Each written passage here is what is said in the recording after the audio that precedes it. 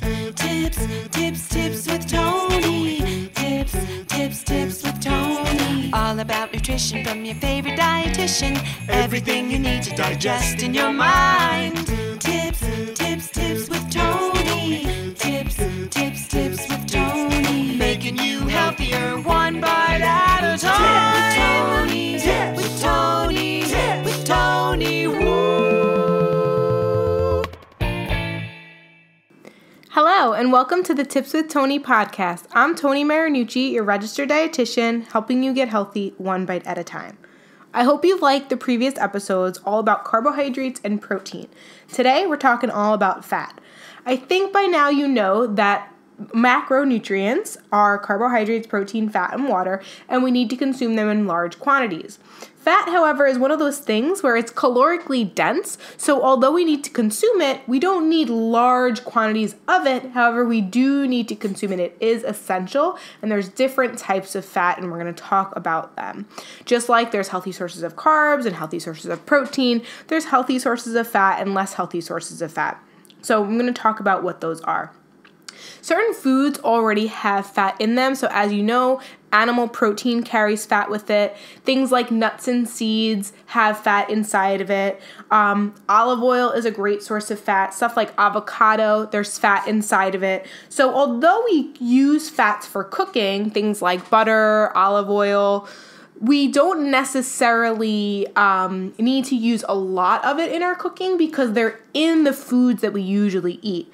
But it's really, really important to choose the foods that are higher in the unsaturated fats, heart-healthy fats, things like omega-3s, versus the foods that are higher in saturated fat or omega-6s. So you'll hear that kind of in advertisement. You'll see great source of omega-3s or heart-healthy fats. And so I'm going to talk about the difference between the two. So animal protein tends to have more saturated fat, whereas plant-based proteins, things like nuts and seeds, tend to have more of the heart-healthy fat. And anything that kind of comes from the ground or a plant, or so like olive oil comes from olives, those are going to be the heart-healthy fats. They're going to be more unsaturated. However, something like coconut oil, although it is coming from a plant, at room temperature, it's in a more solid form, so it's actually more saturated. You think of like things like butter and coconut oil at room temp are hard to touch, so those are have more saturated bonds, which studies are showing that is linked to like heart disease and high cholesterol and all those things. However, there is a lot of research still going on about coconut oil and honestly saturated fats in general. I always tell people at the end of the day, it's more about your total calorie needs, your total lifestyle, and I definitely don't think that having, a little bit of butter on your whole grain bread or some coconut oil in your coffee is really going to make or break your diet. However, if you're putting slabs of butter and you're frying all your foods and you're putting tablespoons, I know bulletproof coffee is like super trendy, but that's not necessarily going to be beneficial to your health because the studies are inconclusive, one. And two, it's a lot of calories. So fat has 9 calories per gram. So a tablespoon of coconut oil or a tablespoon of olive oil, whether it's a healthy source or a less healthy source, 1 full tablespoon is going to have about 120 calories. And if you think about, what you add, if you add dressing to your salad, you put some bulletproof coffees can be like 400 calories worth of coconut oil. So you definitely want to keep it at a minimum. There's too much of anything is never good. So just keep that in mind.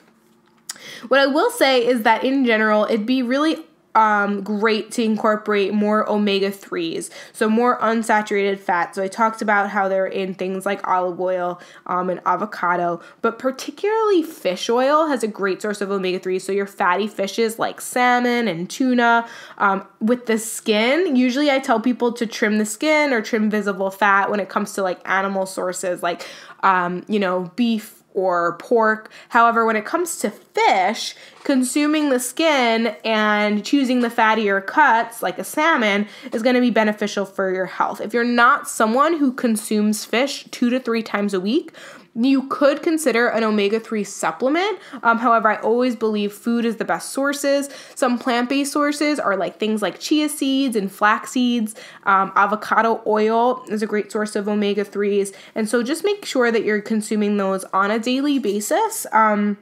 And just be, try to get in more omega-3s than omega-6s, which omega-6s tend to be those saturated fats, and tend to be the foods that, like soybean oil and palm oil, although it's okay to have a little bit of, like we talked about, it's okay to have a little bit of saturated fat if it's like the fat on the pork or the fat on the steak, but we don't want to over consume it. We don't want it to be mostly fat and little protein and stuff like that. So why is the keto diet so popular? If you've heard of the ketogenic diet, it's a very, very high fat diet. The majority of your calories are coming from fat. And I wish I could say it was coming from the plant-based sources and the heart-healthy fats. But the whole idea of the ketogenic diet is to keep the carbohydrates low. And if you remember when I talked about in the previous episode about carbohydrates, that anything that comes from a plant is going to have some sort of carbohydrates. Although it might not be a high source, it's going to be there. And with the ketogenic diet, the carbohydrate requirements are so low and so minimal that even having plant-based sources of fatty foods are kind of limited on the diet. And so when we limit the carbs and we limit those heart-healthy fats, we're limiting dietary fiber and we're limiting the heart-healthy fats. So basically, it's like a terrible combination for someone who is at risk for heart disease or high cholesterol. It's not something that I would advise. If you are choosing or deciding to do the ketogenic diet, just be mindful of asking yourself, is this a realistic plan? Is it sustainable? Similar to like low carb diets that I talked about in the past, or high protein diets, or anything that has those extremes. They tend to be effective, but they're not usually great long term, and they tend to kind of restrict a lot of different foods, and there's that lack of balance there. So how much fat should you eat? Once again, always dependent on the person. I will say though, in the past episodes, I talked about how carbohydrates, when you build your plate, a quarter of the plate is carbohydrates, a quarter of the plate is protein, and then half of the plate is your non-starchy vegetables. So where does the fat go? So fat is really more useful. Like I said, it's within the foods that we consume or use for cooking, or like things like spreads, like if you spreaded guacamole or hummus on your crackers or bread. You could also add things like flax seeds or chia seeds to your yogurt or your smoothies. There's definitely a variety of ways to slowly add in those healthy fats. However, it doesn't have to be prominent on the dish. I hope you found this episode helpful. If you have any suggestions or comments about past episodes or future episodes, send me a message to tipswithtony@gmail.com.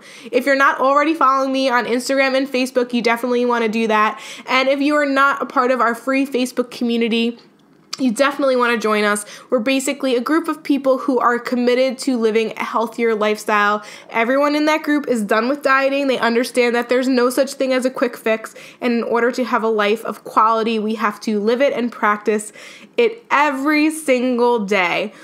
If you are interested in working with me one-on-one, I am accepting new applications for my 6-month to Food Freedom program. You go to www.tipswithtony.com/coaching, fill out the application, and we'll set up a discovery call to make sure that you're a good fit.